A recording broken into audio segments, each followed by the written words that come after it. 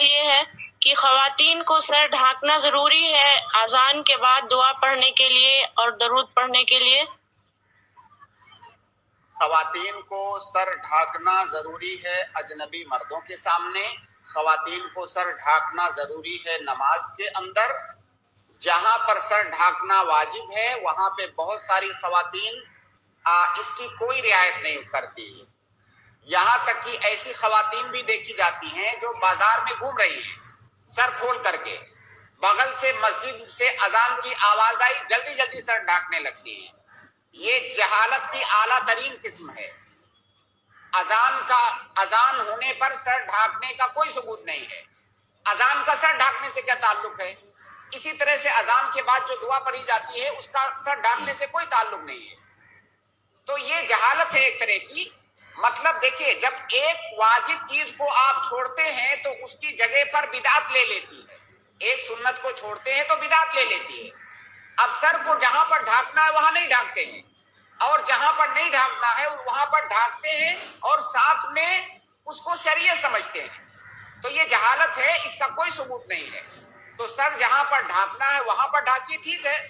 آپ گھر میں بیٹھے ہیں، اذان ہو رہی ہے، آپ نے سر ڈھانکا لیکن اس کا اذان سے کوئی تعلق نہیں ہے۔ آپ ایسے ہی جب آپ کی مرضی آپ سر ڈھک سکتے ہیں، تو اس کا اذان سے کوئی بھی تعلق نہیں ہے۔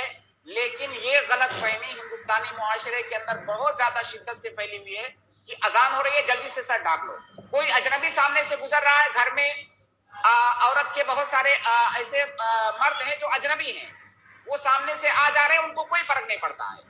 اذان ہونے لگی، سر ڈھانک لیا، گویا کہ مکمل مسلمان ہو گئے۔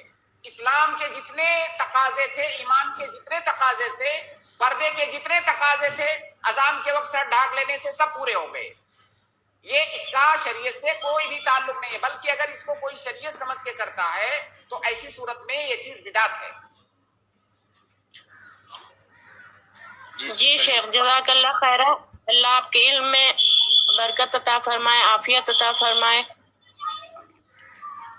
شیخنا، اسی طرح سے بہت سارے گھروں میں جیسے پہلے لائٹ وغیرہ دستیاب نہیں تھی، تو لوگ کیا کرتے تھے کہ جب اذان ہوتی تھی مغرب کی تو جو چراغ ہوتا تھا یا اسی طرح سے لالٹین، تو اذان سن کر فوراً جلاتے تھے۔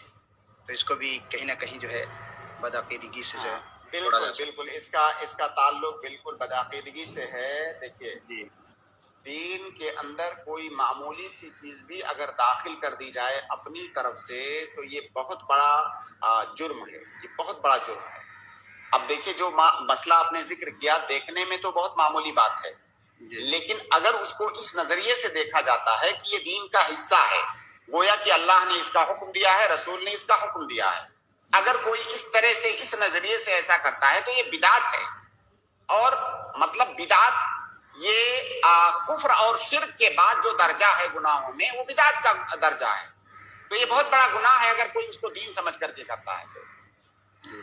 جزاک اللہ خیر شیخ۔